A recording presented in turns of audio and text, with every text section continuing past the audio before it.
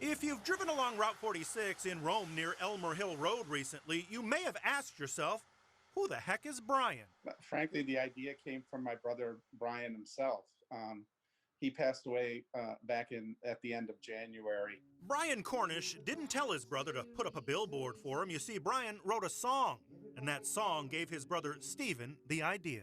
Back in November, in his honor, while he was still alive and healthy enough to enjoy it, we had an event in Rome where a number of local musicians came and performed. He was very well connected with the local music community. He took photographs of many local music shows and was very, very friendly with lots of the local musicians. And I didn't know it at the time, but I would become great friends with this man.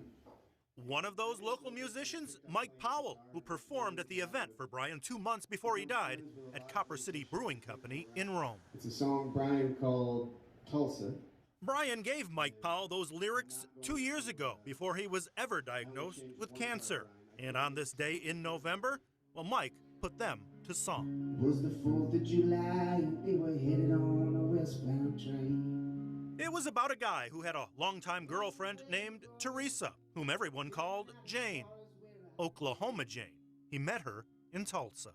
The song is about two men who meet on a train, and one of the men is taking the ashes of his former lover back to Oklahoma, and they make a pact to meet in the future at a billboard outside of Tulsa, Oklahoma that reads, "Remember Jane." And now we will all remember Brian, a lifelong Rome resident who worked for more than 30 years at U.S. Materials Handling Corporation on Route 5 in Utica.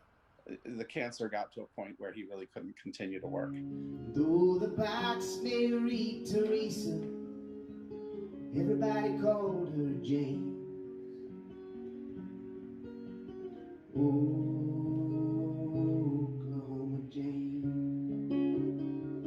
The message is "Remember Brian," my brother. Wow, that is powerful. And it may be hard to read as you go by, but there is a link, right? Yeah. The link that's on the billboard is the link to the YouTube video of Mike Powell performing the song in November. And those who were there for what would be Brian Cornish's final tribute at Copper City will never forget it.